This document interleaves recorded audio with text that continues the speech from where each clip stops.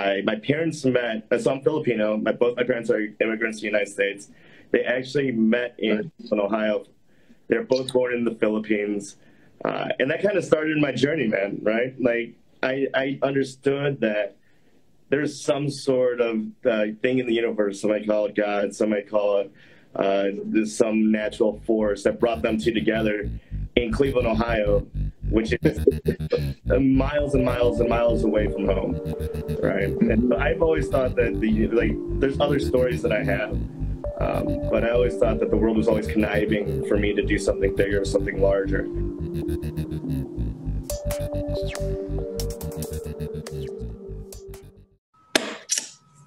Hello, my people, and welcome back to another episode of Vision Builders, show about freedom, what it is, what it takes to create it, to share it, and the age-old practice of leveraging other people's hindsight to bring clarity to our own developing stories. Today, we're going back to the future. So this episode first aired on Instagram Live, and it was the episode before the first episode of Vision Builders. I had a great conversation with my friend Raph, and he is an entrepreneur, a veteran, and a connector, really. He has just connected people to connection itself, to each other, to the opportunity to play games and find some common ground. And I hope that his business starts to scale all over the country because it's making a big difference in a lot of people's lives. But what I hope right now is that you hit the subscription, hit the like button, and of course, if this is meaningful to you, if you find some value here, share it. We bring all this content to you for free, and all that we ask is that you interact with us and let us know how it's hitting you and that you share it with somebody. So without any further ado, bring you my conversation with Raphael. Hey, there he is. What's happening? Oh, no, man. How are you? I'm doing well. As promised, this is going to be unscripted,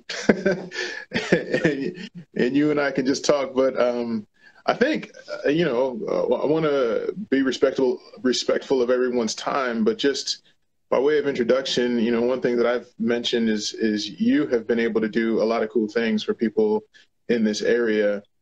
And one of the reasons for that I hope we'll get into in a little bit is just the space, the bandwidth, mentally and emotionally to think about how to serve other people. And that didn't come by accident. So I would love to share a little bit about your story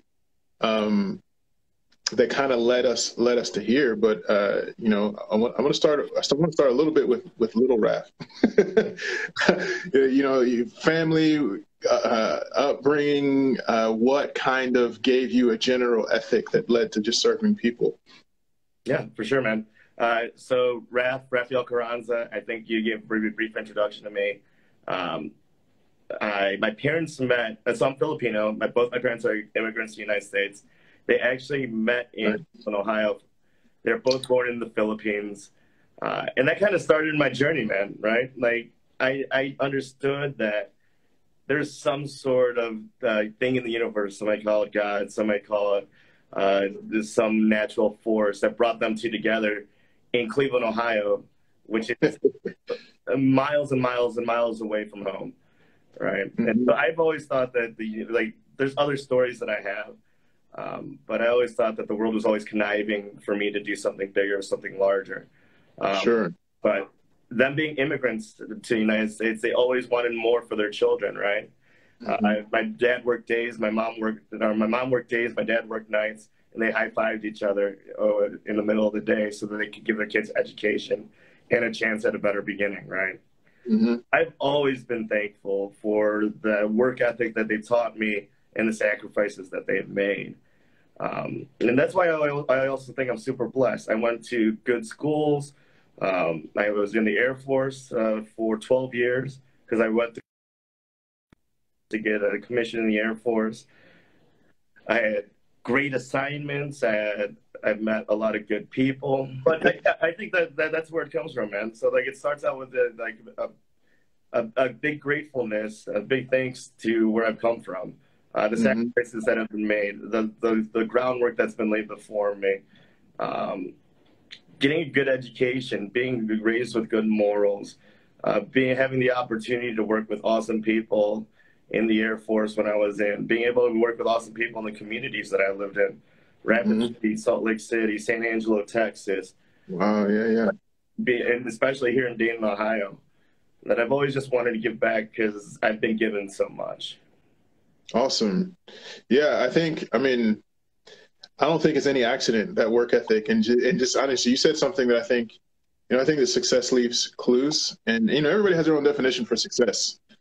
But at some point along the way, you mentioned a couple of things that I think are really important. Work ethic and sacrifice. I've always been a big believer that you can have anything you want. You just can't have everything you want right now.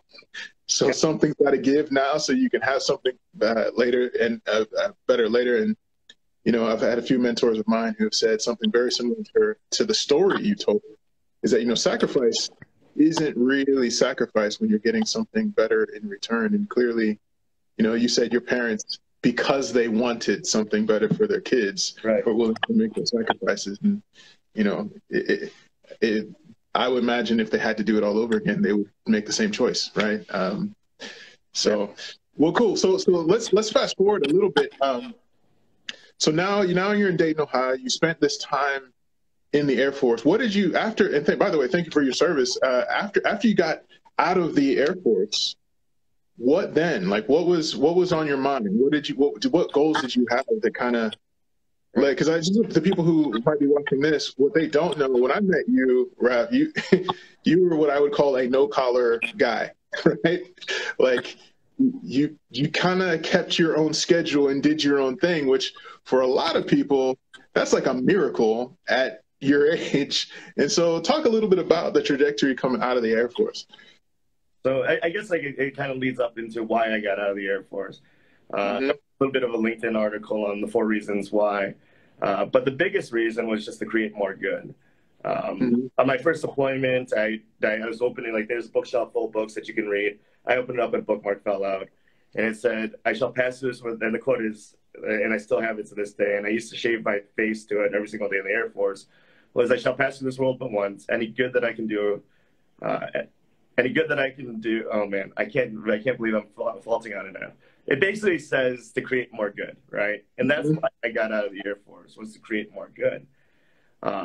And I had set up my first 12 years in the Air Force to be able to do that with investments, with kind of like saving money, holding back on certain luxuries, but also a lot of fortunate incidents.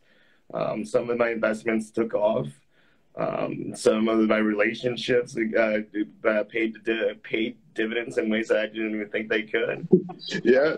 But I think it all came from just talking to people, because my real goal for the next, what was supposed to be 4 months turned into 3 years, was just to understand what kind of good I can create in life, to have conversations like this with you two, without any back end, just to figure out what makes people happy, what makes them go, right? What is it they want? What makes them wake up in the morning? What makes them happy during the day?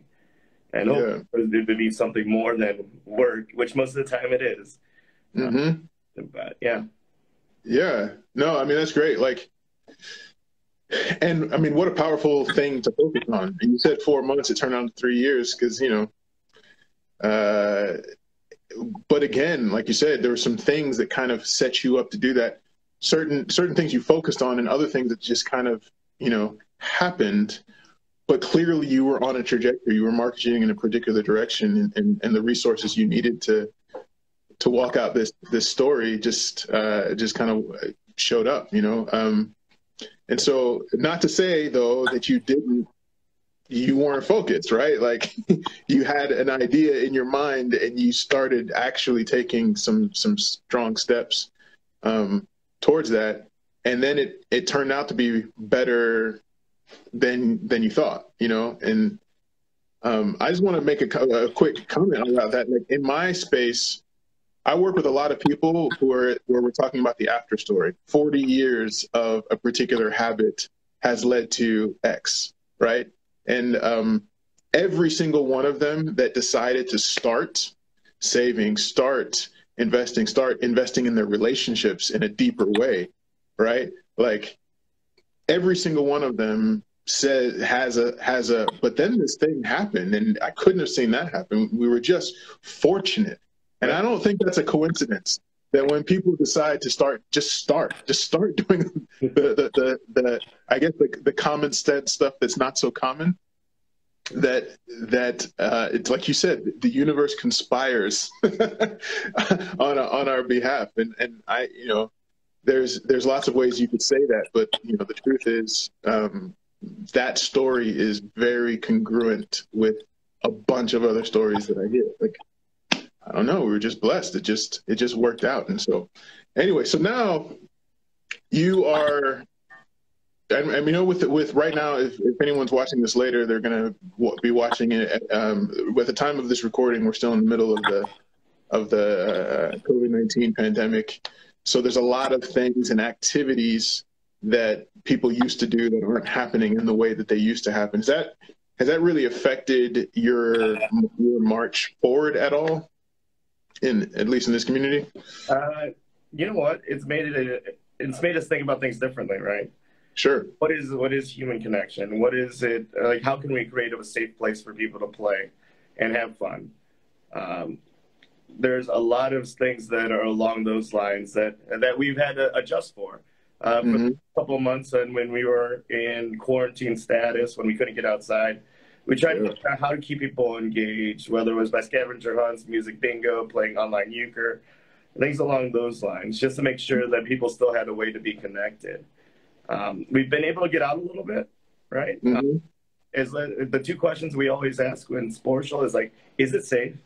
Can we create a safe environment? And then if yes, is it still fun? Like, are the mandates or the rules that we're introducing going to make it less fun? And we've seen, I wouldn't say success, but we've seen people connect. We've gotten a lot of good feedback that, hey, thanks for giving me a chance to get out of my house for the first time and creating a safe environment. Wow. Thanks for letting me have a space to hang out with friends. You know what I mean? Like, there's been a lot of good feedback on those kinds of things. So. Yeah, well, and I'm sure that's not surprising to you. Like, we all crave connection, right? Like, that's a big deal. And like, one of the things that I feel like every community should have is somebody or a group of somebodies who are being intentional about connecting. One thing that I realized after college was that I clearly took all the friendships and all the time we had to invest in each other in that season of life, totally took it for granted. Like, I just thought that it would continue that way, that we would always be able to just like pick up the phone and inside of 5 minutes have 20 people to go hang out with or go to the gym with or whatever. And that's not grown up life, man. It's not really a thing. And, and when I found out about what you were doing, I just thought, oh my gosh, he's done. He's he's figured out that thing that people really, really crave in a way that doesn't necessarily require you to be an elite athlete, as in the case of, some other things that I won't mention right now. Joke around you. You're an elite athlete, and I see that Buddy's on here as well. He's not an elite athlete, so when this gets recorded, I want that to be put in the history books that Buddy is not an elite athlete. Buddy, putting you on. Hey, man. Yeah. I guess it's enshrined in forever now on the interwebs. So I think like that is the biggest thing, man. Like it's trying, like all our entire business model, and by business model, we don't even consider it a real business until like we just want people to have fun, right? Yeah. Our focus is how can people connect and have fun? How can we create that space? How can we support local businesses downtown in a safe way? How can we adjust fire when they say no to something else? When somebody says no to something, and then we can say yes to something else, right? Yeah. Yeah. So. Well, I mean, I think that's incredible. It's funny that you say that because, like, I feel like in this day and age, a lot of times people miss the point of what business actually is or is supposed to be, and I think you captured it so beautifully. Is that, at the end of the day, a business is somebody willing to take a chance on the community to solve some problems. And, and we can define community in all sorts of different ways, but at the end of the day, there's a need. Right. That, you know, and I would argue that maybe a lot of people are living quiet lives of desperation. They may not even know how badly they need what it is that you're busy doing. And all of this goes back to you having the freedom to just consider, like, what makes people happy? And then in considering that, coming up with something. Is it the solution for everybody? I don't know. But it's certainly a solution that most everybody can get involved in, and I love that. And so, you know, one thing that I wanted to also mention in our time together is, you know, you talk about saving, and I don't want to breeze over how the two are connected. Like, if you hadn't saved money and also created assets so that you could go on this journey, what are the chances that the, you know, I don't know, 3,000 or so people that are being impacted positively, or more, it might be more now, I don't know, you would know better those numbers, are being impacted from one season to another, or whatever? Like, is there any chance, what are the chances that could have ever happened? Well, it depends, right? Like, I think everybody's given a different hand, dealt a different hand, right? Mm-hmm. For me, I understood the importance of savings because I saw my parents and what they did. Yeah. I saw the sacrifices that they made. So I kind of saved all the, like, when I was in the Air Force, I made second lieutenant money, and I kind of lived my life on second lieutenant money the rest of my time in the Air Force. And I kind of invested in other things. And then I also spent some of it on having more fun, like, right? But sure. It gave me that flexibility to have the time to spend the 3 years of just having good conversations, of traveling, of getting to know my friends better. I'm seeing a bunch of faces. Kevin Bokach just popped up on there saying that I couldn't beat him. He's been beating me in basketball since 12 years old. But during that time frame, I was able to connect with him even more, driving up to Columbus since he moved back to the Dayton area. See him be a dad, which is a super weird thing. But it's also creating those real connections, which I don't think you even need money for, right?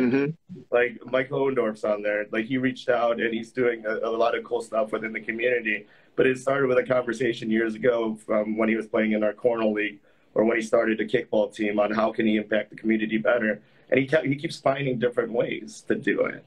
I like that. Like, I saw Tanya on here earlier. Just being around these great people that spur those kind of conversations, and thinking about the kind of impact you can have in the community. Sure. I talked about it in the time frame where we were saying, what should we talk about in here? But one of the biggest things we learned about Sportial from doing it for the last 5 years, and it's not just me, right? I started with PJ, we brought Buddy on, and he's been important to bring us to the next level that we've been here, where we're at right now. And we've got a great team of people that really believe in the community and really want to see people happy. But one of the biggest things that we learned was it's tough to change the world, man, right? Like, world, but you can change our own world. So having these kind of conversations, like, these are the kind of investments that are free. Yeah. These are like having the morning coffee with somebody, or just if you can't afford coffee, go for a walk. Right. Sure. I'm puffing and puffing at the end, but I know I'll be still walking ahead of Buddy because he'll be fat and behind me. But, you know, those conversations. Yeah. A lot of good that can be created that doesn't take money, but money does create flexibility. Yeah. And that's what I think. Like, at the end of the day, I agree with you 100%. Not that you need my agreement, but, you know, because what's true is true, right? So, but I agree. Like, most of the most beautiful things in life do not require money, but they might require time. And time, freedom of time, is, you know, for most of us, a function of, like, well, what can I do today based on what do I need? And when your needs are met, you're able to think at, like, I would say, a higher level. You're able to think not just about what your stomach needs, so to speak, but you can start thinking about, like you said, you know, the enjoyment, the joy that people can experience. And I feel like that's a space that a lot of people in our country don't think that way, not because they're bad people, or they're inconsiderate people. It's just simply they don't have the bandwidth, right? Like they're just trying to put dinner on the table. They're just trying to get their kids, taken care of. They're just in the grind. And so one of the things that we always talk about, like, is creating a buffer, right? Like, what would it take so that you're not afraid of tomorrow, but you can embrace tomorrow? Like, what does that look like? And so when, for us, we talk about emergency funds. Well, it's not just an emergency fund. I would say it's a fear suppressant fund. Like, fear is a pain accelerant, right? Like, if you're feeling uncomfortable about something, but you're also afraid of tomorrow, it can consume you pretty quick. So, like, when we talk about emergency funds, we're not just talking about some on paper financial concept. We're talking about like the soul, the human soul needs a little bit of buffer just so it can think and dream and connect. You know what I mean? And so I think that there's some, like you said, there's clues in your story about some disciplines that you've taken that have allowed you to become this dude, like this guy who. But that we were talking about, there's a lot of preparedness, right? I'll break the secret. I'm not a great athlete. I just like to talk about it because I like fun. But some of the things that great athletes do, the reason why the game works for them so well is because they prepare, right? They make the game slow for themselves. When a situation arises, it's not fearful. It's I'm ready for this. And it's kind of that in our lives too, right? Like it's not trying to save that. It's not having this in case of emergency. If you think about it in terms of I'm having this so that I don't have to flip out later, so that I can be calm and take that action, right? Because that frees up that mental space. When you were talking about bandwidth, how can you like I manage the risks that I take in my life a little bit more carefully, right? Like you get to choose what you spend your time on. I think that's a good thing, 100%. Like you get to choose what you spend your time on, and that's the other thing, spiritual, right? That the people that are coming out there to play, man, they should be out there, and when they should be out there, they also said no to having a family dinner. They said no to a side hustle they're working on. They said no to working out. They said no to all these other things, but they said yes to us. But they still have all that other stuff going on in their lives. Yeah. When they come to our fields or to the bar to play cornhole or wherever we are, they still have all that stuff on their mind. But they gave us a little bit of time for them to have fun, for them to experience, hey, do you know what? Life isn't that bad. Maybe there is something else. Yeah. But it's cool to create that environment and then to meet other people, to have these kind of spontaneous conversations, to experience the community of Dayton, which is awesome. There's just a lot that's to it. But it's as simple as playing a game. Well, the time flew by. Right. And I can think of like 100 other things that, well, maybe not, maybe that's an exaggeration, but at least 20 other directions that I would love to have this conversation with you, at least in a way that people can grab. But if somebody wants to connect with what you're doing, this beautiful thing that you've got going on, where do they go? Well, before we go into that part, I do remember the quote, and it's really been bothering me because I literally looked at it. I've looked at it every single day my entire year. So it's, I shall pass through this world but once. Any good that I can do or any kindness I can show to any human being, let me do it now. Let me not defer nor neglect it, for I shall not pass this way again. Right? And so that's the quote that kind of led into all this kind of stuff, to create more good, to be intentional, that you only get like the today, that you're trying to make the best out of everything.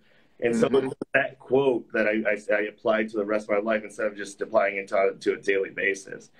But with that being said, if you do want to play with Sportial, you can follow us at Dayton Sportial. It's spelled SPORTCIAL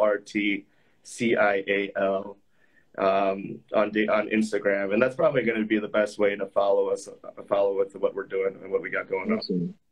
Awesome. Well, my mom is going to really love this because, believe it or not, that same quote, my mom used to quote that all the time. Like when I was a kid, I used to hear that at least once a week, sometimes 5 times a week. So I find that little interesting. I think I might have read it twice, but my mother would say those words, like, whenever we were in the middle of a conversation and she was just trying to justify, like, why are we doing this? Well, because I shall pass this road but once. And so, I think that's cool. And I'll put the link in the notes here after this so that people can check it out and check you out. But man, Raph, thanks for taking the time, buddy. Thanks for the comedy quips that have come in as we've been talking.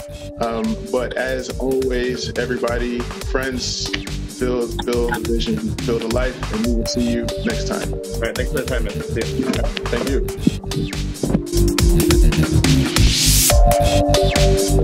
you.